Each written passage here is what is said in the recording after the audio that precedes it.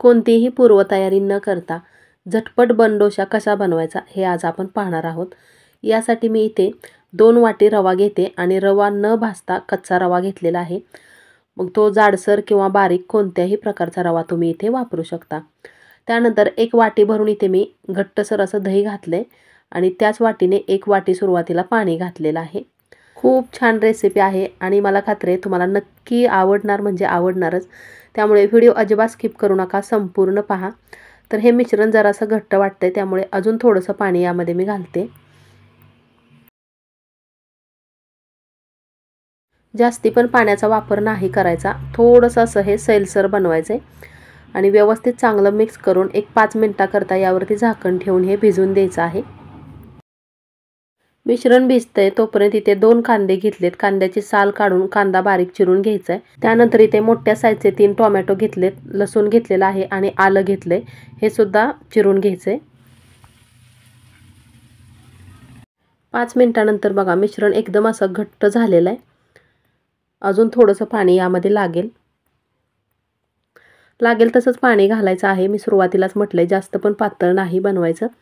आता व्यवस्थित हे चांगलं पुन्हा मी मिक्स करून घेतलेलं आहे आणि मिक्सरचं छोटं भांडं घेतले म्हणजे व्यवस्थित छान असं त्यामध्ये बारीक होतं। यामध्ये थोडंसं मिश्रण घालून हे बारीक असं वाटून घ्यायचे।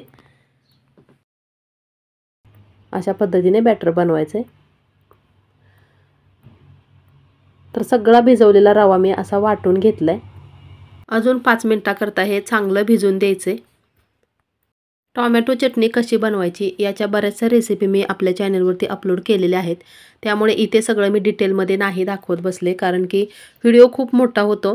तर इथे पहा मी कांदा अगोदर थोडंसं तेल टाकून भाजून घेतला, त्यानंतर कढीपत्ता, थोडीशी मिरची आणि टोमॅटो वगैरे सगळं भाजून घेतलेलं आहे। आलं लसूण पण यामध्ये घातलंय आणि आता हे जरासं थंड झालं की वाटून घेणार आहे, म्हणजे टोमॅटो चटणी आपली तयार होते। तर इथे मी तडक्याचं जे भांडं असतं छोटंसं ते भांडं गरम करायला ठेवलंय। त्यामध्ये तेल घातलं, तेल तापलं की त्यामध्ये 1 चमचा घातलेली आहे मोहरी। मोहरी चांगली तडतडली आणि तडतडण्याचा आवाज त्याचा कमी झाला की त्यामध्ये अर्धा चमचा जिरे घालायचे। जिरे पटकन फुलतात, लगेचच ह्यामध्ये हिरव्या मिरचीचे काप घालायचे आणि मिरची बघा मी लांब लांब आकारामध्ये असे उभे काप करून घेतलेले आहेत, म्हणजे अगदी सहजरित्या खाताना साईडला काढता येते। भरपूर असा कढीपत्ता घातला, मस्त अशी खमंग फोडणी तयार होते।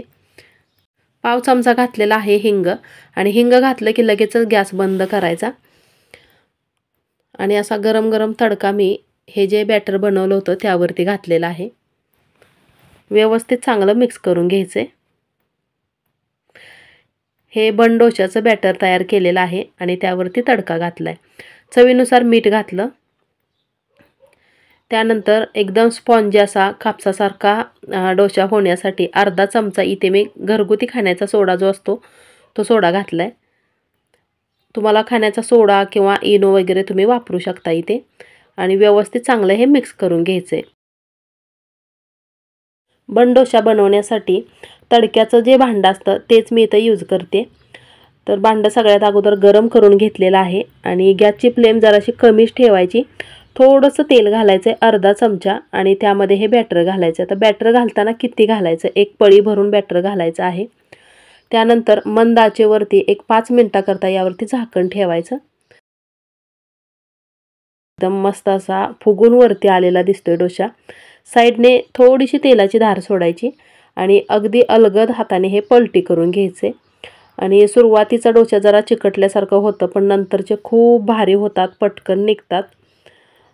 तर पलटी करून घेतलेला आहे पहा। पुन्हा एकदा यावरती झाकण ठेवायचं 1-2 मिनिटाकरता। अगदी सहज कोणीही बनवू शकेल एवढी सोप्यात सोपी रेसिपी आहे, नक्की ट्राय करा, तुम्हाला खरंच खूप आवडेल। तर व्यवस्थित बघा चांगलं दोन्ही साईडनी हे मी भाजून घेतलेलं आहे आणि अगदी कमी तेलामध्ये तयार होते रेसिपी। चटणी सुद्धा आपली तयार झाली, वाटण मी वाटून घेतलेलं आहे चटणीचं।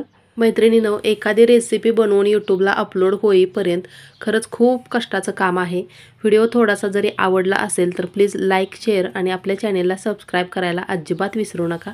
नवीन यूट्यूबरसाठी तुमचा एक सबस्क्राईब सुद्धा खूप मोलाचा ठरतो। माझ्या चॅनेलवरती तुम्हाला नवीन जुन्या पारंपरिक अशा बऱ्याच वेगवेगळ्या प्रकारच्या रेसिपीज नक्कीच पाहायला भेटतील. एकदम मस्त असे जाळीदार बन डोसे आपले तयार झालेले आहेत आणि फुगलेत किती छान पहा. आतमधून ना एकदम मऊ असे कापसासारखे झालेले आहेत. तुम्हाला एक मी तोडून दाखवते.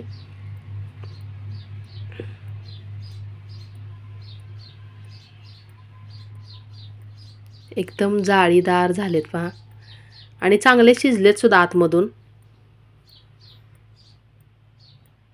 असा नुसता जरी खाल्ला ना तरीही खूप टेस्टी लागतो. तरीसुद्धा मी याबरोबर खाण्यासाठी टोमॅटोची चटणी बनवली. खोबऱ्याची चटणी, टोमॅटोची चटणी किंवा सांबार ह्या तिन्हीपैकी कशासोबतही खा, मस्त लागतो एकदम. चला तर मग मी लवकरच भेटते अशाच नवीन एका छानशा रेसिपीसोबत पुढच्या व्हिडिओमध्ये. रेसिपी संपूर्ण पाहिल्याबद्दल खूप खूप खूप मनापासून धन्यवाद.